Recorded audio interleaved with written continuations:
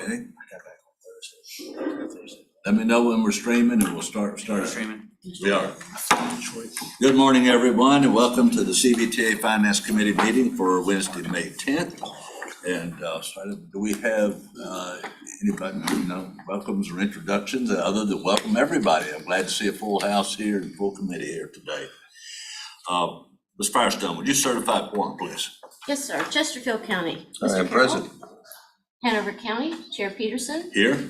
Henrico County, Mr. Thornton. Here. New Kent County, Vice Chair Page. Here. And City of Richmond, Mayor Stoney. Here. Thank you. That concludes the roll call for attendance, and we have one. Thanks. And I understand we have no one requesting participation. We can't have anybody participating remote. We're all here. So we will skip on to item number 2, consideration of amendments to the action meeting agenda.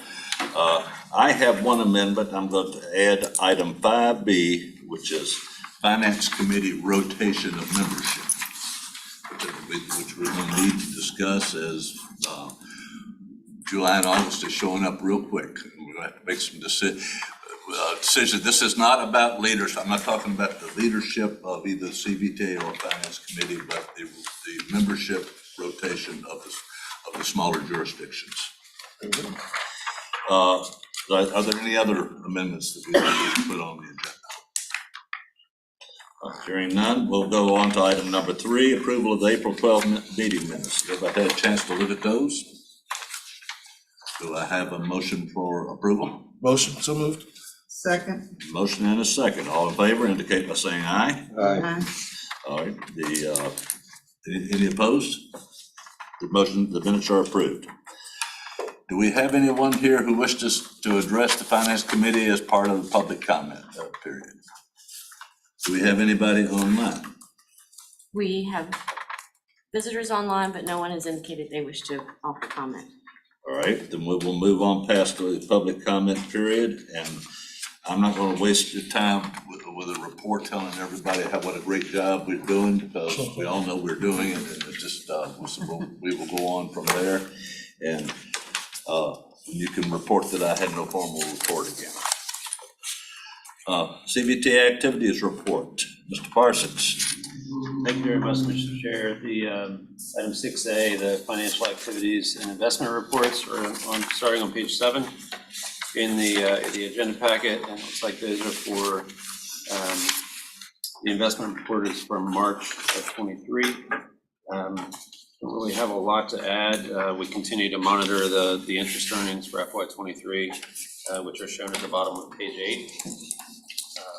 Be happy to take any questions, and I know that Chesterfield County is here in case there are any more detailed questions that I'm not able to answer. Questions, concerns, and comments? Well, that went quick. So, Mr. Chair, I know that Ms. Clark is not here, but Ms. Smith is here to ably fill that role. That's right. So I'm going to turn the TAC activities report over to you, Barb. So CVTA TAC met on Monday, and there are 2 items of interest that I wanted to share with you. One is concern was raised about items coming to the full authority for action that had only been vetted by a subcommittee and not the TAC. A specific example of that is the Fall Line Trail wayfinding contract, but there might be some other instances as well. So the CVTA TAC chair and CVTA staff will be reviewing that concern and working on guidelines to ensure that members are fully informed of items coming to the full authority and recognizing the schedule constraints that we're working within as well. The second item is a request has been received from sports backers that they be included on the Fall Line Trail Working Group. There seems to be general consensus to invite sports backers and other stakeholders such as FOLAR to be non-voting members on that Fall Line Trail Working Group. And this will be considered further at the June CVTA TAC meeting. And that's all I have. So TAC never was aware of the wayfinding? It went to the subcommittee of TAC, which was the Fall Line Trail Working Group. Never came to the full TAC No. before coming to us. Right. but there are 5 members of the TAC on that subcommittee. So the chair was feeling comfortable that it had been properly reviewed and vetted by the. Okay, but that's not anything that requires action, I believe, from this committee or the CVTA as such. We're just gonna look at ways to be sure everyone's informed. Questions from Ms. Smith? Thank you very much. You're welcome. Let you off easy today. That was a short one. Okay, I think it's time for PFM and Christy Choi to start the discussion of a debt reserve approach review. Sid, can you post Sure. the recommendations? Mr. Chair, did you add something to 5B that we skipped over? No, I'm sorry, I'm in other business 5B. Other business 5B, okay. Is this on, which one? Maybe slide 10, the recommendation slide, is that? Sid, could we turn one of these screens? I can't see, can't see any of them. That's it. Did you get a chance to go out at all? I believe there are 2 slides, right? Okay. And now, we went to dinner at one of the state houses. How did I feel like I was there? I just had to go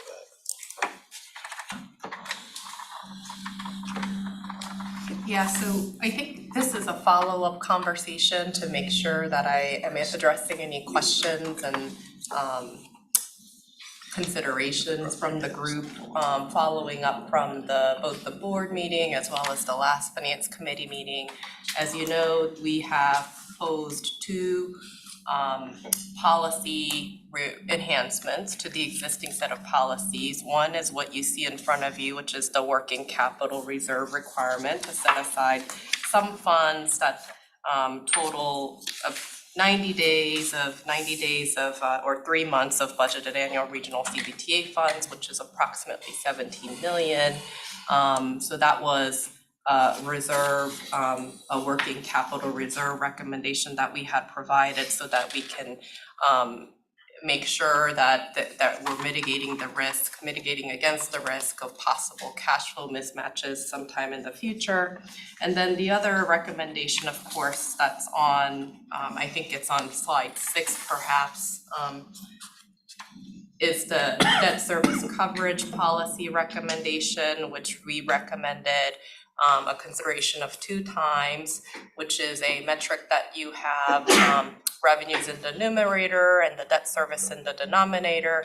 And the 2 times coverage will mean effectively that you wouldn't be able to pay for more debt service than half of the revenue generated in any given year. So, and for extra conservatism, we also had recommended using just the sales tax portion of the revenues and not the fuels tax for purposes of what we count as revenues when we look at the debt service coverage. I'm on slide 6, Sid, if you could. 6. One more. One more, yep. Thank you.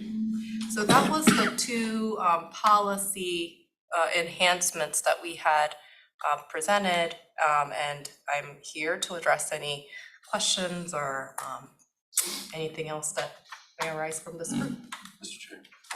Mr. Parsons. Just thank you very much, and thank you, Ms. Choi. I just want to go over the process that we've been following. So if you recall the last Finance Committee meeting, this was a discussion item. None of the information on the screen has changed. Finance Committee wanted to take it to the full authority to make sure that everyone was aware of what was happening, and the authority then decided at its last meeting to bring it back to Finance to really have more detailed discussion if there were any changes that committee members would like to take.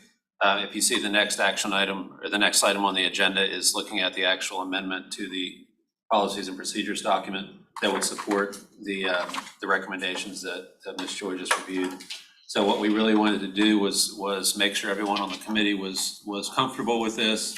If there were any changes that were necessary that people wanted to make, and then possibly go back with action on the next agenda item to recommend back to the full authority the changes, the amendment to the financial policies and procedures. And this is all getting us set up for future action when that's called into play.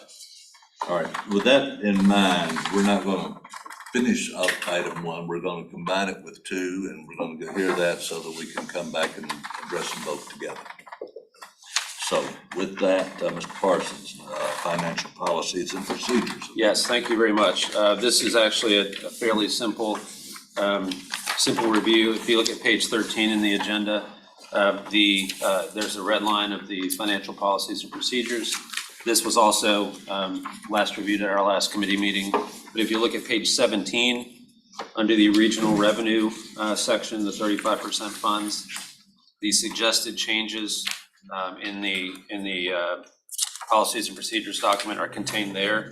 That is the only suggested adjustment to the existing language. And just to review the item,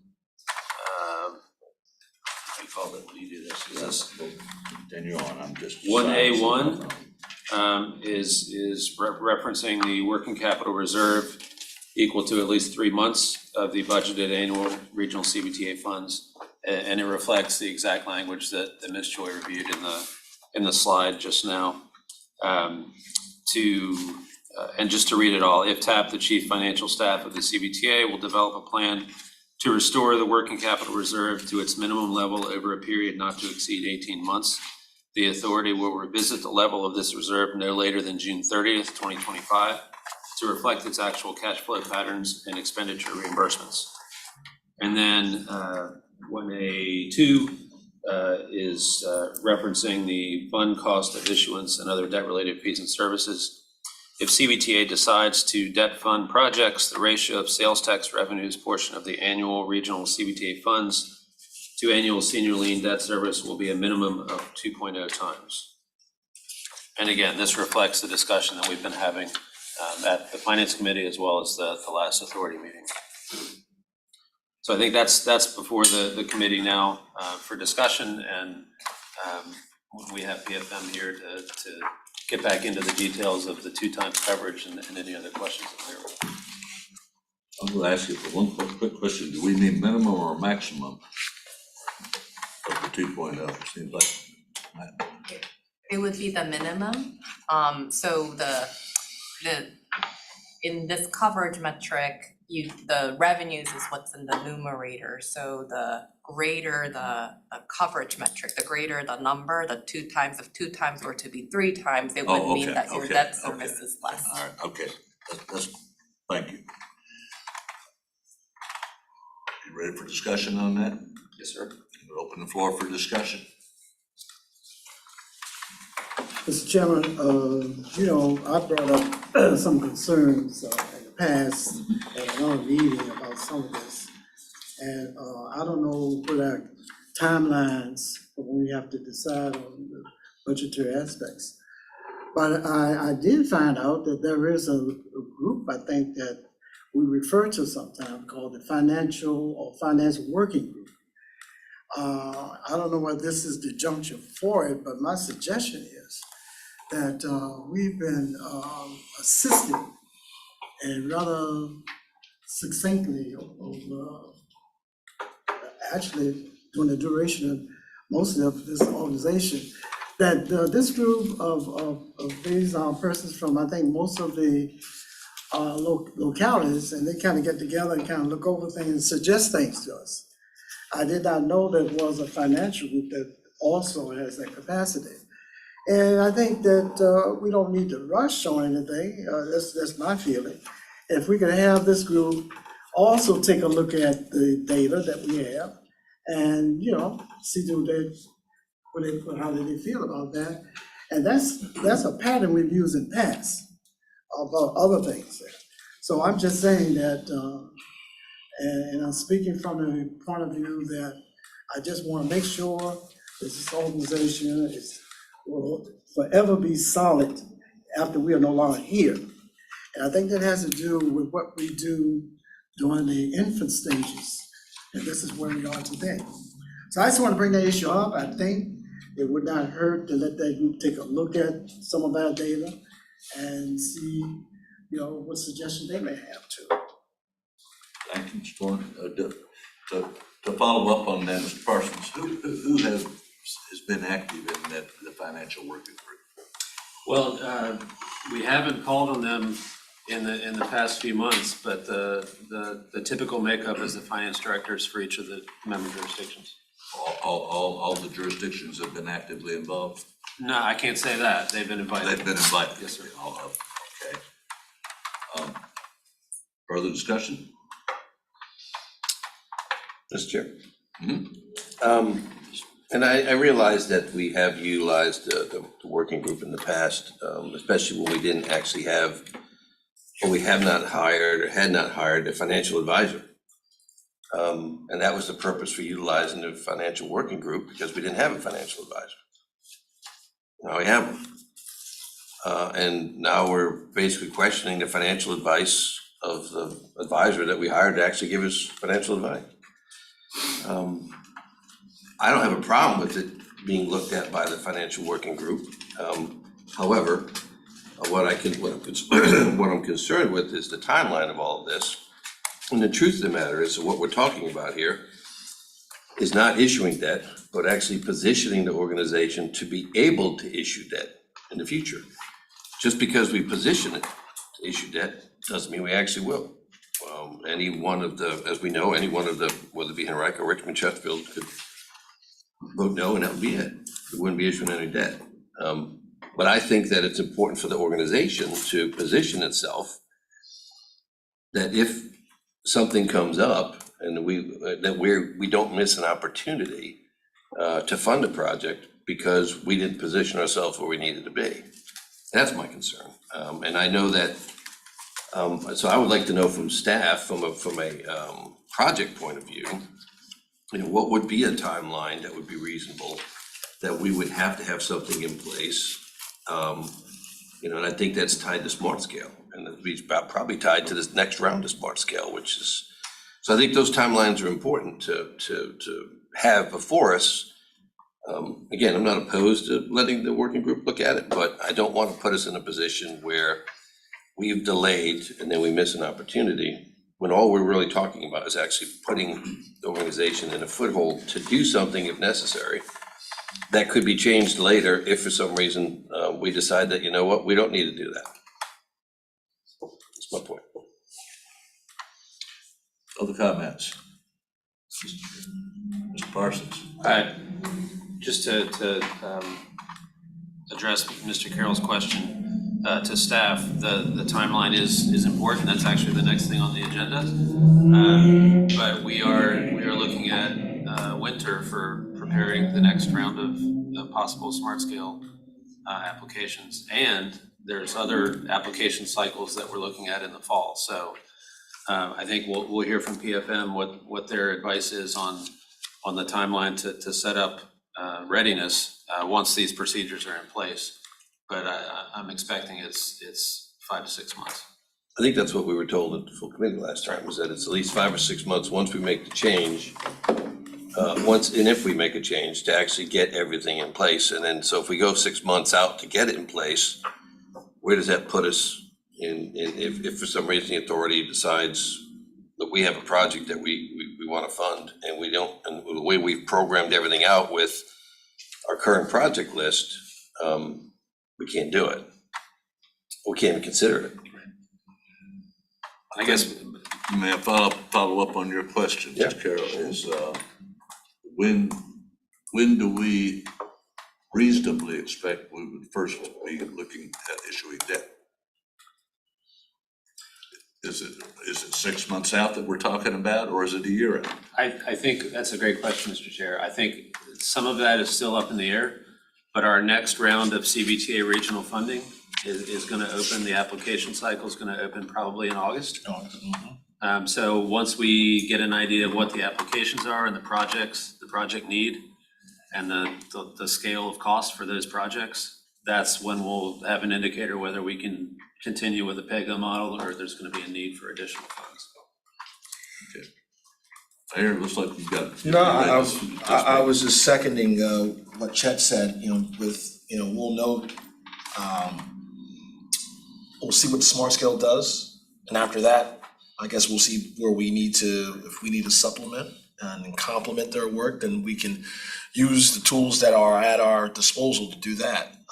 So that puts us at a January 2024 timeline.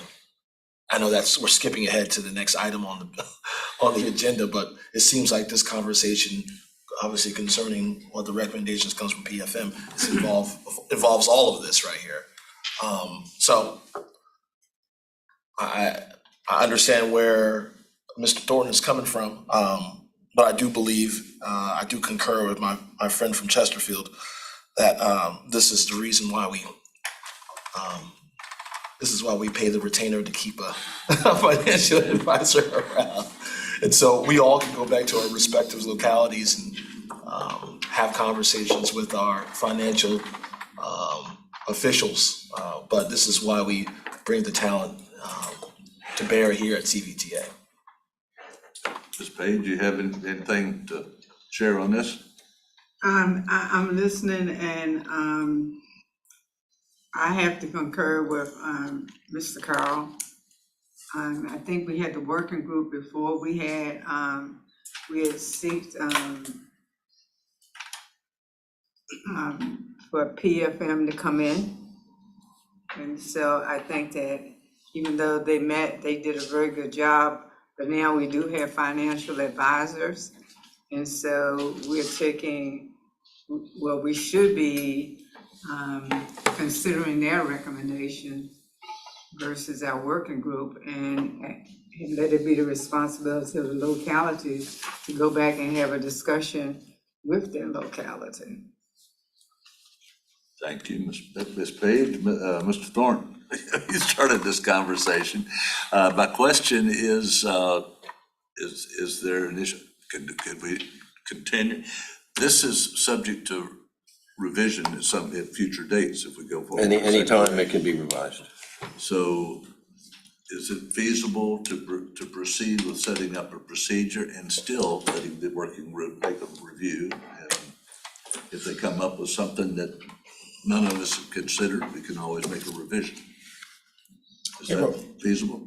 Mr. Chairman, right, we could still approve the recommendations that are found in section 1A, correct? Yeah, that's what I'm saying. If we the fact that we were to approve it today would not mean that we could not still have our working group take a look at it and come back and say, hey, you guys probably ought to amend this if they think we should, or if they don't. And secondly, Mr. Chairman, we can then, I know we go to item 3, we'll hear about a discussion of the timeline, but there's really no action necessary in item 3, right? We can still. Correct, that's a discussion item. That's right. And I don't know, Mr. Thornton, whether or not you were also considering the opinion and advice of the working group for some of the material found in item 3 as well, or just on item 2. Well, I'm really talking about just the future of the organization and my concern. And we got this brand new tool, as someone has mentioned before, and we want to make sure, and we have used it wisely thus far. I just want us to, I guess I want to be not quite as bad as General McClellan. He was a little bit too cautious, but I just want us to be, use some cautionary advice as how we're going here. So I always want what's the best for this organization. But I always suggest too, let's take our time, make sure we do it right, and not denigrating anything that we've done or any groups that we've called to help us with that. So that's just my view. Thank you, sir. I'm going to, well, first of all, I think we've got an item on the table now for action. So if we're looking at accepting, Mr. Roddy, you had a question. No, I think it's all a great discussion. I just want to reiterate, since the presentation is a bit old, that again, this is your guardrail. So you're gonna have plenty of decisions to make in the future of how much up to this credit limit is established by this. And this is the credit limit that we think y'all can utilize and still obtain your highest rating. So again, this is an outside barrier. It's not, we're not saying go out and issue 300 million of debt. It's saying that's your future decisions that you have up to this, and that we do feel is conservative. But again, all future decisions on when and how much is completely the authorities in their future decisions. Thank you very much. Do I have a motion? Mr. Chair, comment, Carroll. I'll make a motion. Okay. Again, I do agree with Mr. Thornton that we need to make sure we proceed cautiously with what we've set up for the future. And I'm not gonna sit here and tell you that if the decision came forward to say that we need to issue $300 million in debt, then I might not vote no. But as an example, I look at the $100 million that we've dedicated for the 64 widening project, and that's programmed out over multiple years for that to happen.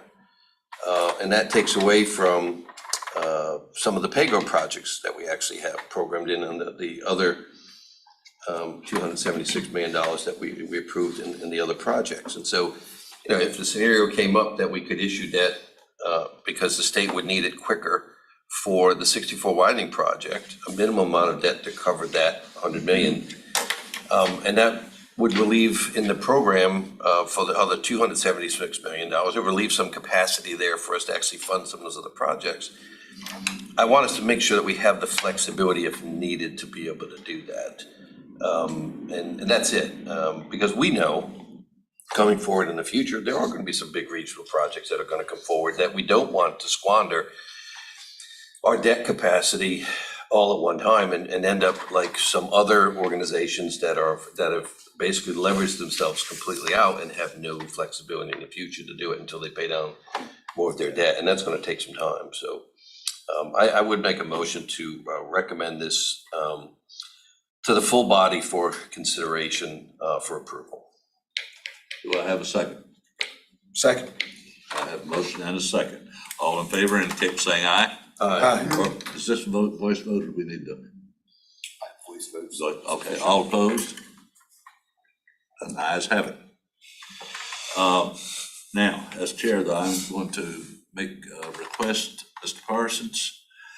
Please go to the members who have been invited to the Finance Working Group and ask for them to review our decision here today and give us either individually or as a group feedback to this committee for as a future, at our next meeting. Well, what I would say is, Mr. Chair, if I could add to that, is that, you know, I don't know what their capacity would be or timeline for them to actually get together and speak, but it would be nice to have that input before perhaps this comes before the full committee for consideration. That would be good if we could do that. And actually, even if that's individually from different jurisdictions sharing their thoughts on it, or as a group, if they can get together. Yep, sure. And that is a request, obviously. We cannot tell any jurisdiction what to do on that. And we're certainly willing and available to participate in a call or answer any questions individually as well. So however we can be helpful. Add that to the request, each jurisdiction. Yeah, I think it's important for them to make sure that each one of them has this presentation and access to PFM to inquire. Okay. Thank you very much, ladies and gentlemen, and we will, with that, let's take care of it. This is, okay, there. Timeline for bond issuance. Ms. Choi.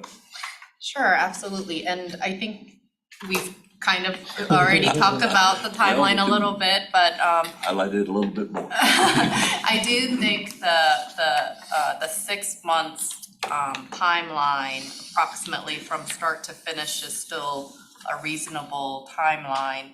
I think that we've been brainstorming some ways that perhaps the authority can get a head start on that, because, the timing of debt issuances we just talked about is all dependent upon the project needs and what the real needs are. So if there are some activities we could be doing now, there's two things that I had thought about that I'd like to bring it up for your feedback is, the one is we could get a head start in coordinating and speaking to the credit agencies in a confidential manner. So, all the member jurisdictions, when you all have a debt issuance, you're probably most familiar going through like the public credit discussion process and obtaining a rating from the agencies. This would be a little bit different, as CVTA is a new issuer, and it will be our first time obtaining any sort of rating from the rating agencies. This sort of gives an opportunity for us to get a head start, share the CVTA's organizational structure, what we're planning to have as our pledged revenues for the bonds, which is where the policies become very helpful, because we already have, if we have a guideline that says this is what our guardrails are, that gives another scenario that we can present in front of these credit agencies, and they don't need a whole lot of information to provide this initial indicative confidential feedback. I would suggest that we pull together, and PFM certainly would take the lead, and some presentation materials that describe the background of the authority, as well as the member jurisdictions that comprise of the authority, as well as our revenue streams, and have a conversation with an agency to see, before we are ready to go through a public process, where we come out in terms of our rating. I've been telling you all that I think with our strength in the economy in this region and the strength of the revenue streams, we should be in the AA category. But this step will go a further than that to say exactly what they think the rating would be under a set of assumptions, and would be providing that feedback just to us on a confidential basis and not for a public release. So it sort of gives us a chance to test the waters a little bit before we're ready to do a bond sale, a bond deal, and request public ratings. And it would certainly give the rating agency a head start in terms of reviewing materials and giving them their thoughts. Of course, like everything else, it does come with a cost. So I wouldn't, I'm not recommending that we go through this process with all of the three major rating agencies, Moody's, S&P, and Fitch, but we choose one, and my recommendation for you would be to use Moody's for this service, because Moody's, of the three agencies, I think have the most transparent methodology when it comes to reviewing and analyzing sales tax revenue back credits. So I think they would be a good choice. And the approximate estimate for fee to go through this confidential process would be $55,000 to engage them and get this head start, which, and the thing that they can do is, if we were to proceed with a public sale and request a rating from them sometime in the future after we go through this process, the business folks could give the authority a discount on the fee on the public ratings if we were to at some point convert the confidential process into a public process. So not all of it, all of the fee is some cost, but I did want to make sure I let you know that what the upfront investment would be if we were to utilize this process with the rating agency. And I would say that is about a 90-day start to finish effort. And we don't need to have anything else really than what we have already, what we know of today. We don't need any bond documents to go through this process. We just need to basically have a conversation with them with some developed materials which PFM can pull together. Questions, Mr. Carroll? Mr. Chair, I think the 90-day timeline answered part of my question. but I do think that,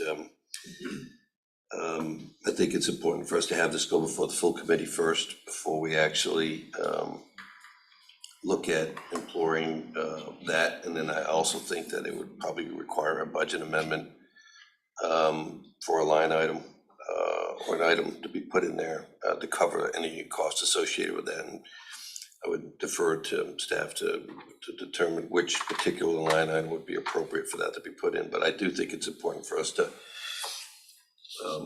have the full vote for the full committee to determine if this is the direction they want to go. And if they do, then at that point, we could initiate that process.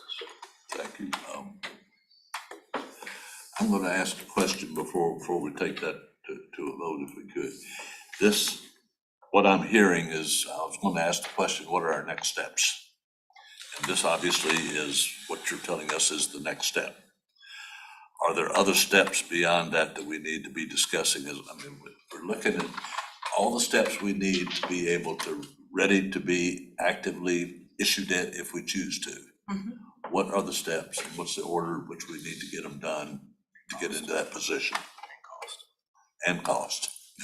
Sure, and so before I go into the second thing I think the authority could be doing right now, I do wanna add on this, the confidential meetings process, that, that is not a requirement, so to speak. There's plenty of entities that don't go through a confidential process with the rating agencies, and at the time that you're ready to do a bond issuance, you just go ahead and obtain the ratings then and have the process begin at that point. The reason why I brought that up as a discussion item is because, to the extent that the authority wants to get a head start today, what are the things that we can be doing now?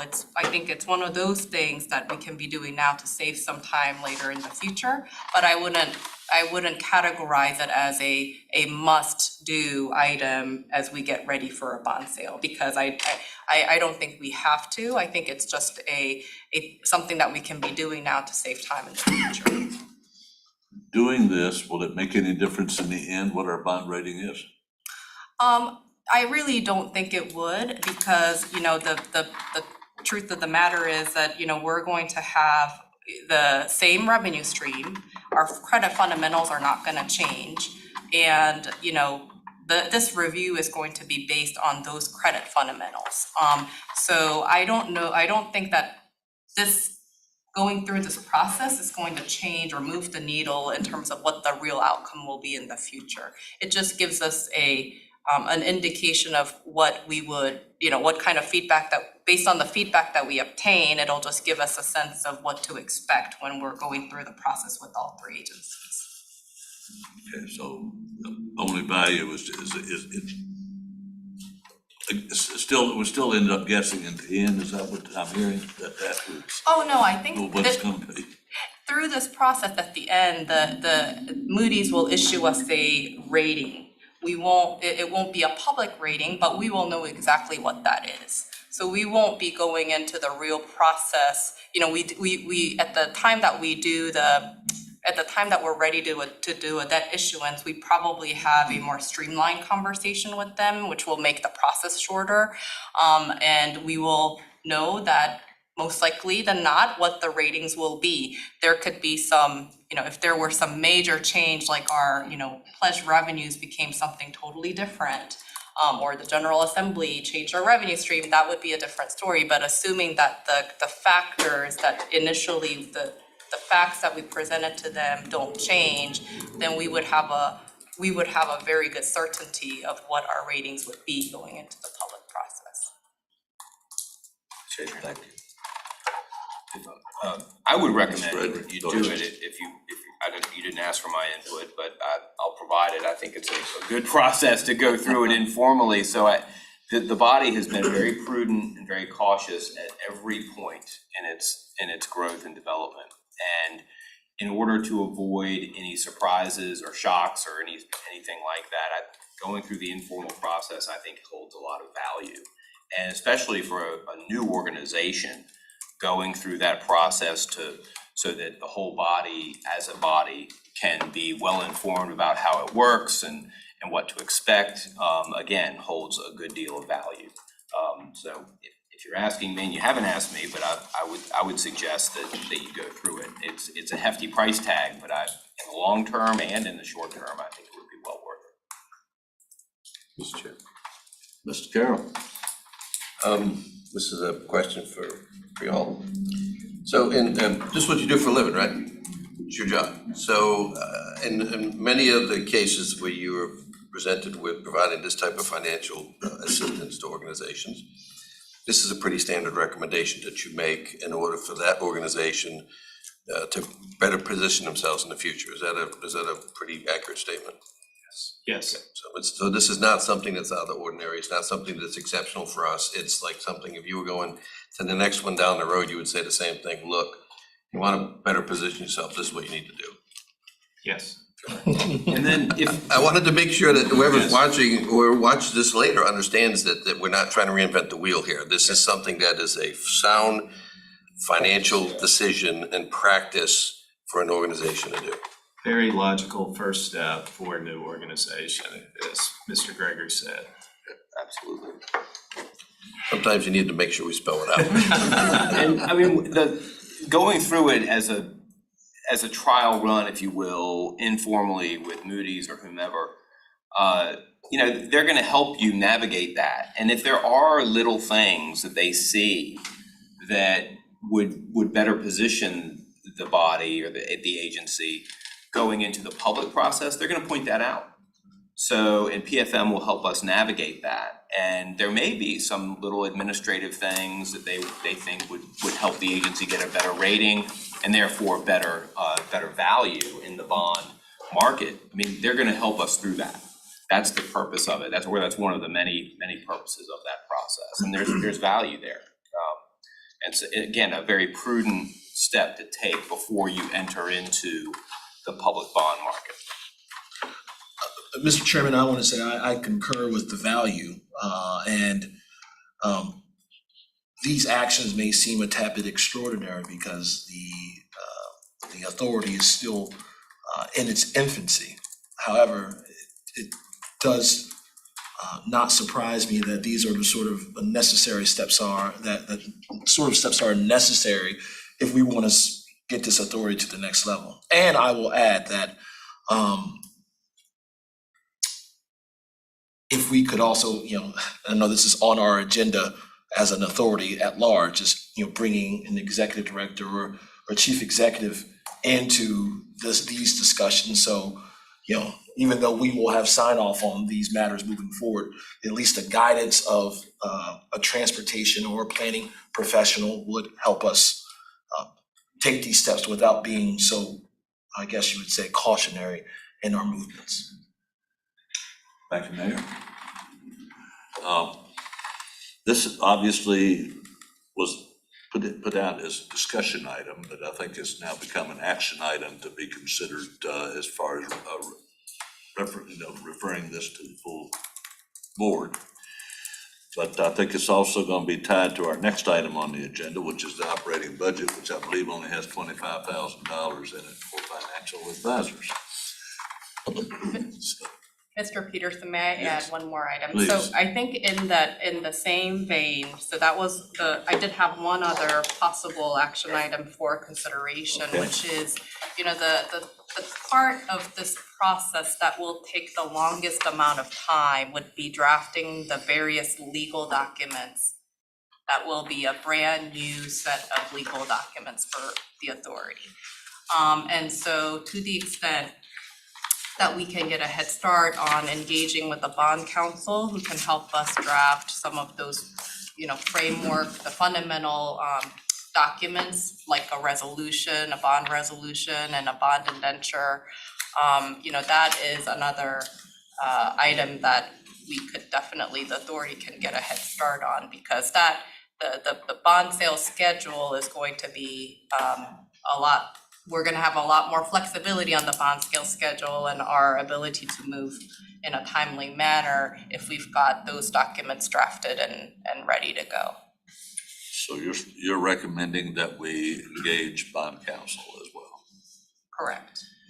Yeah, and you don't necessarily have to turn them loose on the documentation until you're comfortable with that, but just having them ready to go just so there's not a delay for y'all deciding we wanna do a bond deal. Okay, now and I think Mr. Gregory can talk about where you are with bond counsel, but just making sure that person is on the team, whether, they don't need to incur any cost until you give them the go-ahead.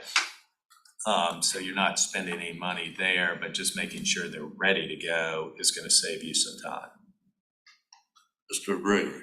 Thank you, Mr. Chairman. I agree with Ms. Choi and Mr. Roddy, absolutely. I think the body would be well served by moving forward with engaging bond counsel. If you recall, the CVTA issued an RFP for bond counsel back in 2021 and received one proposal from Kutak Rock, is a well-known bond counsel firm, or firm that provides bond counsel services. Worked with them before. They would do a very, very good job for the agency. I don't think we received any other responses to the RFP at that time. So you have an RFP response in hand from Kutak Rock. If you want to move forward with that, you can. If you want to reissue an RFP, you could do that and see what further responses you get. But you do have one that's in line, ready to go. That was received back in September of 2021. It was a 2022 RFP because it was in fiscal year 2022. But that's in the Did that proposal have a time deadline? Good question. I'll look at that. I'll try to get an answer to you. That's a pretty significant time difference now. I think that we would need to relook at that as. That would be my question, I would Mr. Chair, say is it's the a new legality of, is there, are we restricted as an authority on how long we hold something like that, without having an issuance to a reissuance?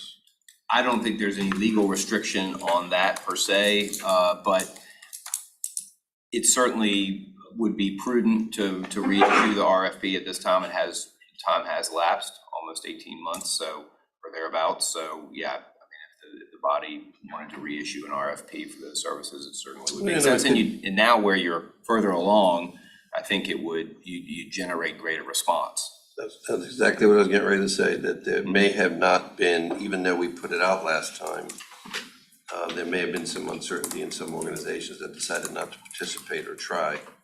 And now that those organizations can see what the CVTA has done, we may actually get more people who try to compete for that particular contract. So I do agree with the chair that I think this is probably something that we need to bring forward as an action item to, as a recommendation from the Finance Committee to reissue an RFP for bond counsel. All right, I think we're ready to address two items here now. Item number one is the recommendation as to authorizing the confidential review with Moody's at a cost of approximately estimated cost of $55,000. Is there a motion to proceed in that direction? So moved. So moved by the mayor. Do I have a second? A second, Mr. Thornton. Discussion. Right, so this is a recommendation to add this to the budget. This is a recommendation to the CVTA from the Finance Committee. We're recommending that they proceed accordingly. Okay, so, well, we need to recommend it. That's coming up in our next item, is the operating budget. Well, I do think that we can't approve one without the other, so I don't know that it would be appropriate to approve this first without making sure we have the money in the budget. Although I think I know which way this is going, and I do think that the appropriation, I don't know if it would necessarily go under financial advisors or if it actually would go under contracted services, because it's actually something that we're gonna contract out. Or a Well, this is standalone line. PFM, the one we're talking about now. Right. They're the ones that are handling the discussions with Moody's. Okay, so we wanna put that underneath, So this is a recommendation to the full board. This is not, obviously, the full board makes that final decision. I agree with that.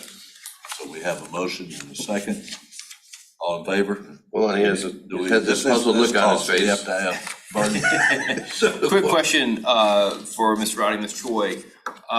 Would with the Moody's informal process, would that move forward through PFM? Or would that be a separate contract with CVTA, between CVTA and Moody's, or it could A have? separate, Moody's will have its own paperwork that we need to fill out. That's what I thought. That's why I was bringing it up. Yep. So Okay, it's, and that's where the costs are coming that you're talking about? Correct, it would be the fee for Moody's, the Moody's investment. For, Mr. Chair. Ms. Parsons, I would please. defer to Eric, but I think with the action item that you're discussing right now, the amount could be approved. And then when we get to the budget discussion, we can figure out where to put it. Yeah, That's, and, well, I that's what I was hoping to do, so, exactly, but, and I don't think it really matters, whether you put it under financial advisors or contracted services, as long as it's specified what the expenditure is for, then you're fine. Yep, this is an expenditure item, so I think this is a roll call vote. Yes, sir. Ms. Firestone. Thank you. Hold on one second. There we go. Mr. Carroll, aye. Chair Peterson, Aye. Mr. Thornton, Aye. Vice Chair Page, Aye. Mayor Stone. Aye. That motion carries. Okay, next item. For issuance, recommending the issuance for the selection of a bond counsel. Do I have a motion for that? So moved. So moved by the mayor, second. I'll second that with and this is gonna be a recommendation to the full body To the full to body recommend to- a reissuance of Issuance RFP. of RFP. Yep. And Mr. Chair, could I request a motion to withdraw RFP CVTA 2022-02? Can we amend Mayor, can we amend your motion to include the withdrawal of the previous one? I will kindly accept the friendly amendment. And I will accept that friendly amendment as a second. Okay, thank you very much. Is this voice vote okay on this one? Yes, sir. Okay, all in favor indicate by saying aye. Aye. All opposed? Ayes have it. Okay, now we can figure out where we're gonna put the money, Mr. Parsons. Yes, sir, thank you very much. Sid, can we put this page on the screen as well? Page 21 in the agenda. See this?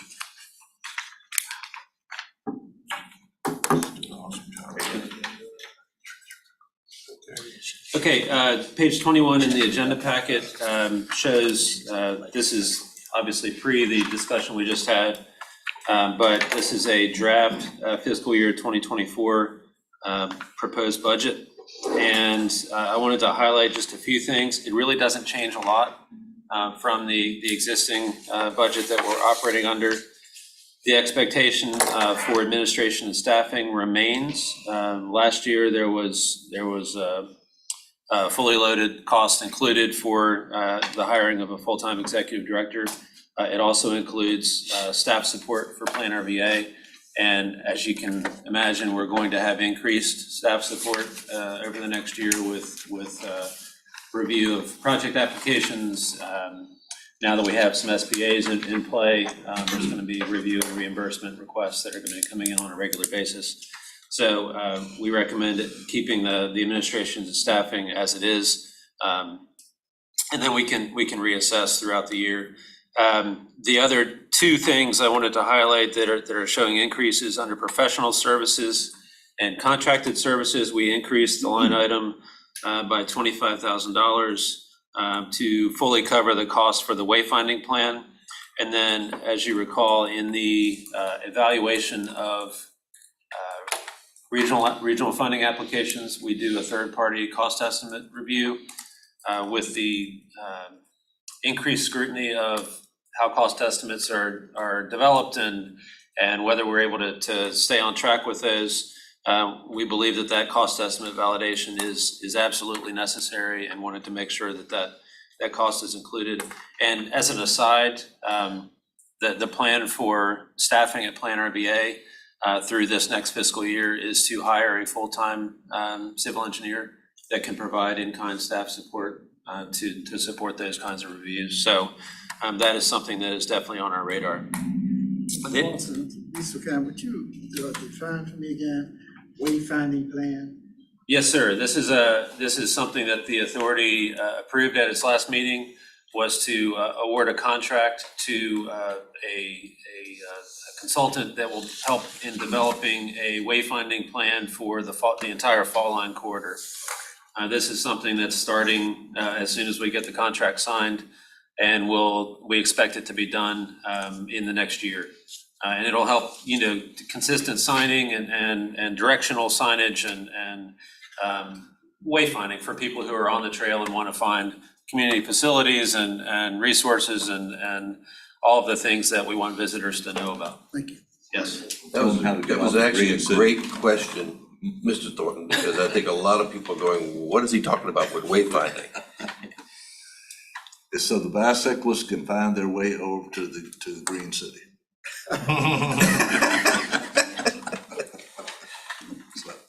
Mr. Chair, the other increase I wanted to note was under administrative, the public engagement line item. We show a slight increase.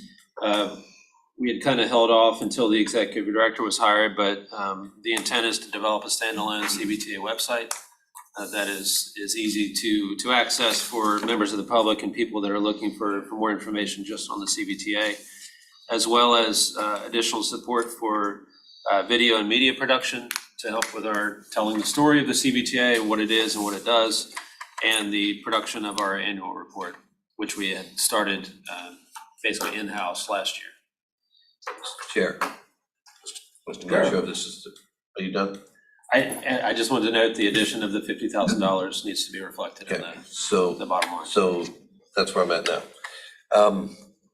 The question I would have from staff is, as you can see, we originally in last year's budget had provided for, under administrative staffing, actually line item for a salary for executive director. And we haven't used it. We haven't used it for a couple of years. And so my question would be, as we move into the next fiscal cycle, how much money is actually left in the budget that was unspent? And then with those dollars that are left in the budget that was unspent, what I would say is that if, as a carryover dollar, we have two choices as an organization. One is to take the money and put it back in the 35% pot and put it back out for regional projects, or instead of having to increase a line item in this budget, we could allocate those particular funds that are left for specific items that need to be addressed, such as the cost for this analysis, and also even for the increase in public engagement. Because I don't think the 35,000 is actually going to be a total recurring expense for that. It's about how much is it going to cost us to get it up and running and what it is. And so we could use unallocated or unspent funds from this previous budget cycle and make a recommendation from the finance committee to the full body that these funds that are left over that weren't spent, we want to make a recommendation that they be specifically targeted for line items for next year. So we actually don't have to increase the actual budget allocation. We already have the funds in place to do it. Do we know what those funds are, Mr. Parsons? What are we projected to have at the end of this year? And Mr. Chairman, can I just add before Mr. Parsons speaks, because I was going to ask a similar question about the actuals, right? Because this is the proposed FY 2023 or FY 2024, but I was going to ask about actuals because of that same reason. So where are we ending up at the end of the fiscal year? Where are those dollars going? So I had the similar question written down here. That's scary, isn't it? Just Finance Committee for a reason. Do we have a projection at this point of our year-end balance for up on the operating budget? Yes, sir, we do. I don't have it in front of me, but I can certainly provide that. And if there is agreement on what the FY 24 budget should be to go forward to the full authority, my suggestion is for staff to come back with that additional actual amount placed in the contingency line item, and then the authority can have that at their disposal for discussion on whether the 50,000 and the other fees that are going to be coming. Well, I think we would also have to look at the reallocations for this confidential review, as well as of any cost that we're gonna be anticipated to be expended for bond counsel later on in the year. Yes, sir. I agree with Mr. Carroll and the mayor. I mean, that's certainly, those costs could come out of the, I expect them, I would be surprised if they would not come out of the carryover. And I respect it, based on the fact that we didn't spend the money for the executive director, we're gonna have money to do this. And I will say, here's the thing, I respect the expertise of the staff involved in crafting the proposal of the budget. I think it's still beneficial for the membership, though, to understand whether or not the proposed budget from FY 2023, whether or not did we spend the whole line item? Did we go over the amount? Did we go under the amount? By how much? And, you know, I'd like to see that performance, the performance of the FY 2023 budget before I approve the 2024 budget. So at this point, I think what we're looking at is from the balance of the 23 budget, we're looking to reallocate funds for these two items. And any funds beyond those two items at this point, that would return back to the general fund. Is that correct? I believe that's what we've done in the past, actually. Well, actually, we've carried it over, I believe. Every year we've carried it over and utilized it for other things that we needed to accomplish. Yeah. And so I don't think it's unprecedented. We did it before. Mr. Chair, I don't think it would just be those two line items. I think that There might we be would look others, at yes. Yep, the entire budget. yep. So, So basically, we're asking for That being actions. the case, though, should these items be put into the operating budget, and we have another revenue of the return from the previous year? I don't necessarily think that those items, Mr. Chair, need to be put into the operating budget per se, because we do believe we're gonna have funds that have not been allocated or spent. But what I do say is that what we can do is make the recommendation for the standard recommendations right now. We actually could, for consideration, when we come back, for example, instead of increasing the contracted services from 75,000 to 100,000, depending on how much money is, when we have the full discussion, we can say, okay, we made the proposal to increase this, however, we have 25,000 to cover that. We made a proposal to do this, it's 55,000, however, we have the money to cover that. And so we can make those adjustments when we bring for the full body for consideration. I just think we should move it forward for full consideration of the full body and have all this data ready for everybody to take a look at. And my recommendation is to make sure we send the data out prior to the committee meeting with making sure that the members know they need to look at this, because it's gonna be a discussion item and an action item at the next meeting.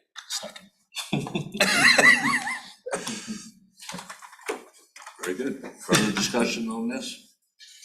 So our recommendation, basically, we've already made the recommendation to do an RFP for the bond counsel. We've made the recommendations to proceed with the confidential review.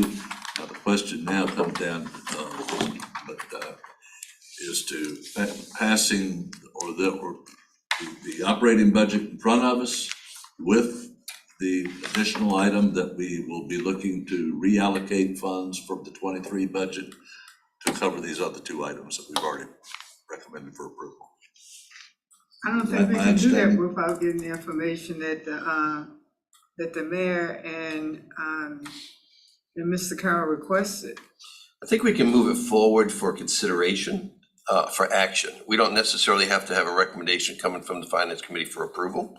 We can move it forward for consideration for the full body with that additional information there. I think we can do I that. think we're recommending it for action, subject to the balance being able to be reallocated for these purposes. Yeah, I mean, I hate to delay it another month if we don't need to, and quite frankly, I think if we make sure we send all the information out to the members, they can have an opportunity to digest it, talk with their staff, ask any questions that they have, and be prepared to discuss it at the full meeting.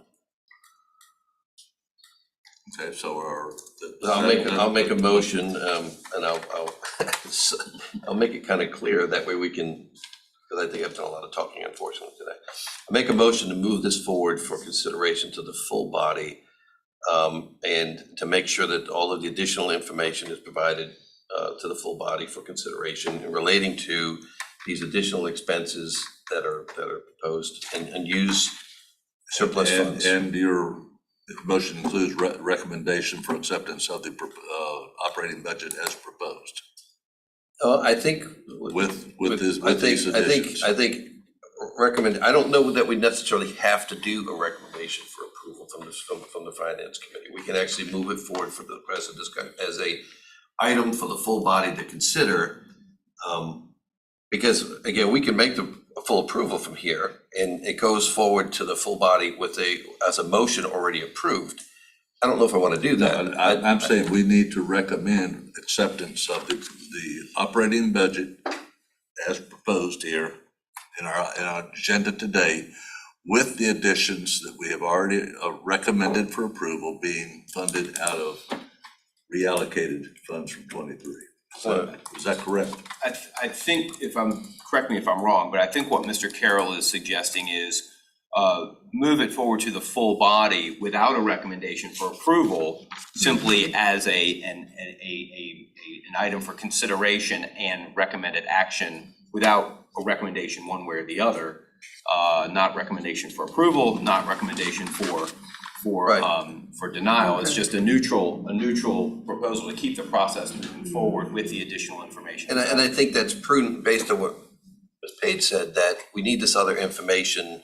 And so I think for us to say, we want to approve this, but we need all this other stuff, I think to move it forward with the recommendation for everybody to have that consideration is the way I would see it. And as Mr. Carroll mentioned, the budget would be moved forward to the full body for consideration neutrally. So the full body would have to make a motion in a second to approve the budget, whereas if it were if it were presented with a motion, or I'm sorry, if it was moved forward with a recommendation to approve, it would not require that motion and a second. It would already serve as a motion. And I think it's prudent for us to move it. That's why I make the recommendation the way I am, to move it forward for full consideration. But I don't want people to think that we've put a rubber stamp on a budget already, that we have not considered all these other things. Exactly. Okay? Yeah. You agree with that? Yeah, everybody? I'm all- Okay. For the minutes, I know we gotta get it right. Yeah, let's get it right. That's all, you're correct. Okay, so do I have a second? Second. 2 seconds. That's good. Okay, all in favor indicate by saying aye. Aye. All opposed? Let's move on. And I'm gonna shut up. I doubt that, sir. Any more than I am. Okay, policy for remote participation of members. Mr. Grader. Thank you, Mr. Chairman. Mr. Chair, members of the committee, as you know, back in September of last year, the body adopted a policy for the remote participation of members in compliance with the amendments that were made to the Freedom of Information Act by the General Assembly in last year's session. So we've been acting under those policies and allowing for remote participation of members in compliance with FOIA and the policy. Before you today is just an update and a reminder that while members are permitted to participate via remote telecommunications means under certain circumstances, there are limitations upon that capability. Okay, so there are 3 reasons why a member of a public body such as this can participate via remote telecommunications means. For medical reasons, if they have a medical condition that that prohibits them from traveling. Actually, there's more than that. And then medical condition of a family member that prohibits them from attending because they have to care for that family member. Personal reasons, if they have a personal matter, whether that's a family vacation or whether it's a work commitment that takes them out of town or what have you. And then if their physical location, if their home is more than 60 miles away from the meeting location, they can exercise that privilege as well. Now, there are no limitations on the number of meetings that a member of the body can choose to participate by remote telecommunications means for reasons of medical condition or the medical condition of a family member.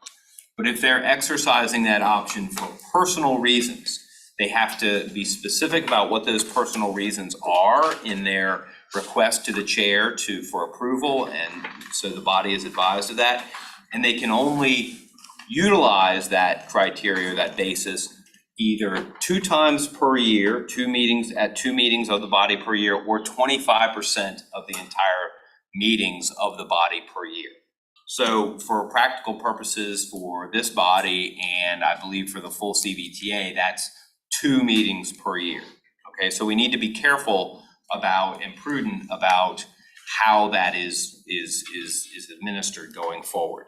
I believe Ms. Firestone distributed an update to advise members about how many times they participated in meetings via remote telecommunications means for personal reasons, and then for other reasons, I believe, as well. So, and that's the authority and the finance committee. So, Mr. Peterson, for instance, not to single you out, but you participated via remote telecommunications means for personal reasons 1 time, right? Right. So just be prudent and be aware of the limitations upon that capability.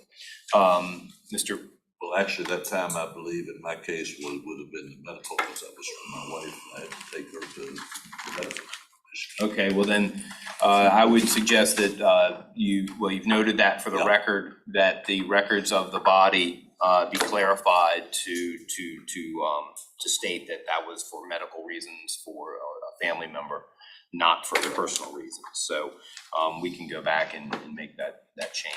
But so just be aware. Does that, Ms. Firestone, does that adequately cover the document? And did everybody receive a copy of this? I only sent it to the people who have used the personal matter reason twice, so that they would know in advance not to request that as a reason for this meeting and the May 18th meetings. Okay, so going forward, if somebody gets close to that limit again or achieves that limit, we'll send out updates to individual members as they approach that. Mr. Chair, just a clarification. So this is for the calendar year from January to December? Yes, sir. I think that's an important distinction because it's. Yeah, that is an important distinction. It's for a calendar year.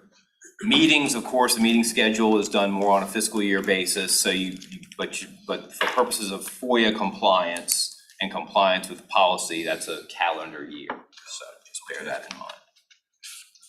So it resets. Thanks for that question. Thank you. Any questions from Mr. Gregory?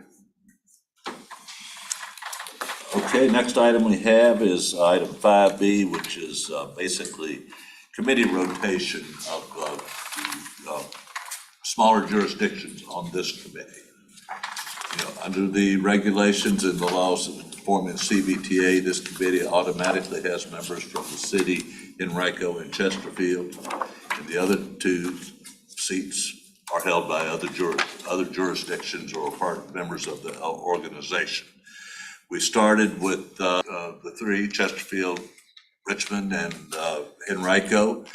I represented the small jurisdictions for the first couple of years, and we had this CTB member as their 5th member. As we're going forward and we're looking at rotation, now Ms. Page has taken the place of our CTB member as representing New Kent County. This has nothing to do with the leadership selection now. That's a totally different issue.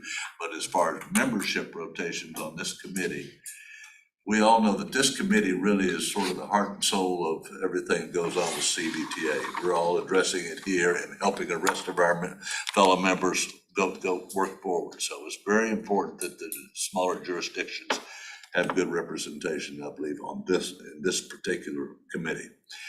As such, I think we need to discuss how that is answered going forward. It was presented at CVTA as a rotating item. I personally suggested that it rotate on 2-year cycle, though alternating between the smaller jurisdictions.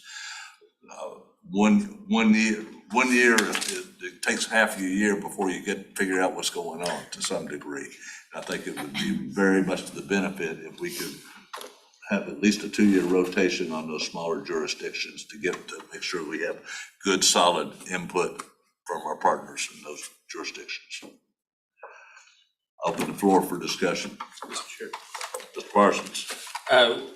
I appreciate your suggestion of a 2-year term or 2-year seat, especially because now that we have SPAs in play, right now it's just locality CVTA SPAs, but we also have VDOT ones that are going to be coming up for many projects. And as the financial policies and procedures guidance document sits right now, the chair and vice chair of finance committee have signatory responsibility to approve reimbursements. So there's going to be a regular process in place. I expect starting late this summer where we're going to need some continuity to amongst the leadership of the finance committee to approve those reimbursement requests.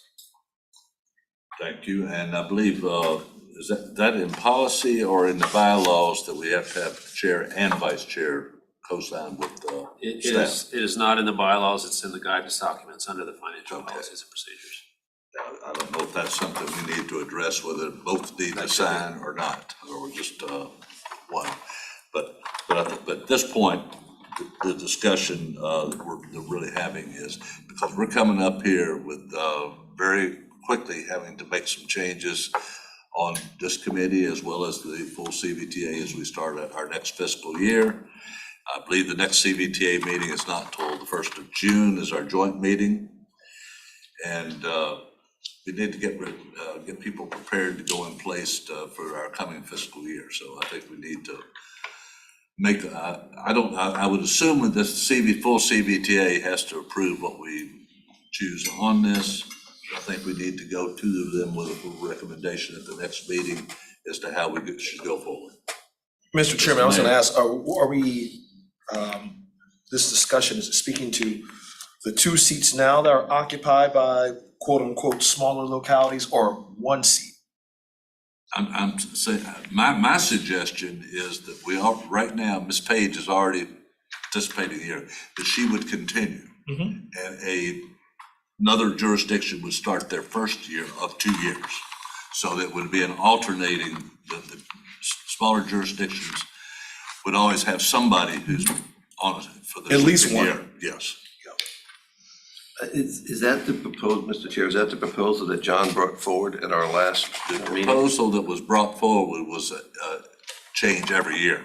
And it was, And you my mentioned- suggestion was that they would be given a 2-year term for those people serving on this committee, so that give a better continuity than to have brand new people each year. Mr. Gregory has something to say. Mr. Chair, members of the committee, I would only add that the proposal as it was brought forward before was to adopt this policy as a non-binding guidance document. So again, it's to provide guidance and a plan so that there's some certainty and you can rely upon that or use it to the extent you want, but it's non-binding so that if you need to alter it for any reason whatsoever, you can choose to do that. So. And I'm still suggesting, it would still have to stay that way. And as noted, I think, I'm sorry, Mr. Chair, but as noted, you could have 2 members from the smaller jurisdictions to supplement the permanent members of the Finance Committee. You could also go back to having a member of the CTB representative serve on the Finance Committee and 1 member of a small jurisdiction, so. Well, yeah, there's some Mr. Gregory, I was gonna ask that question. I mean, do we have an expectation that the successor to Mr. Brown will serve on the Finance Committee, or? That's up to the body. That's a discussion we have to have. I would like to have, and this really comes down to what the CTB member is willing to do. But I would like to have the CTB member be an ex officio member of this committee. I like that. That is not, I think it's a great idea. I don't think there's anything we can't do to make that happen in the future. We would require I think an amendment to the bylaws to do it, to make him an ex officio member, because I think the bylaws state right now who actually sits on the Finance Committee. Nothing prevents us though from a friendly invitation to come to any meeting because they're public meetings and they can actually come to them from that perspective. I don't have a problem at all with having some type of guidance document. I think we brought this forward even for the leadership discussion. But the truth of the matter is, even with a guidance document, any member, when a recommendation comes out of the finance committee to the full body, any member that is sitting there could turn around and make a motion and say, yeah, I want to nominate so-and-so. It could still happen, even though that we have a guidance document. It doesn't prevent anybody from a nomination on the floor. Right? That's correct. So, but I have no problem personally with it. From a policy standpoint, I think it's important to have consistency in leadership. And the truth of the matter is, there's an election coming up in the next year, and the composition of this body Completely. can change completely. And so some of it will. We're gonna lose our former chair. We're gonna lose all that knowledge and experience. No, we're not. We can invite him back to play. I've got his phone number. I think this would be very helpful to you if we had made a recommendation to for this policy, to a guidance policy for you when you put your nominating committee together at the coming meeting. That's fine. Fine for me. I was planning on I've talked to Neil Spoon, how I think is gonna chair the nominating committee, and I think that this is part of what that discussion was gonna be anyway, to bring that forward. All right, is this something we need to recommend, or is it just have a motion for? I don't think we really need a motion, but I think if we have general consensus, this is how we want to go forward, then that would help the nominating committee. Now, as far as the rotation sequence, Mr. Hodges had come up with some kind of sequence. Personally, I don't care, which sequence is, as long as everybody gets a fair shake. Again, it's a guidance document, and the truth of the matter is, someone could be up for the next appointment and they don't come back because their body may decide, they have a new chair and decide they're gonna send somebody different. And that person may come in and go, I don't wanna do that. Brand new. So, it's a guidance document, and it gives us an opportunity for consistency, but, the future is always sometimes uncertain. And my comment only would be that it will, obviously, the onus will be on the staff to continue to allow us to adhere to the guidance documents. It'd be tough for Mr. Carroll or Mr. Thornton and Ms. Page for us to keep track of who's who next in line, and it's my hope that you all have the conversations with whoever's next in that sequence and prepare the localities as necessary. They're used to the Plan RVA and the TPO both operate that way, with the rotation is. Mr. Chair, I might only add that Mr. Mayor is exactly right, and this would be a dynamic guidance document, not static. I mean, you have it before you would have it to provide guidance, but after a few years go by, changes will have been made and developments would have occurred, and faces would have changed, and so you can always, you can look to it and make further changes down the road. So. Mr. Chair, I would hope that once we get an executive director, he's the one we'll task with making sure this stays the way it's supposed to be. See, Very good. Take care of it. All right, sir, I think we're squared away with that one. Future meeting topics. Anybody have something they want to bring before the finance committee?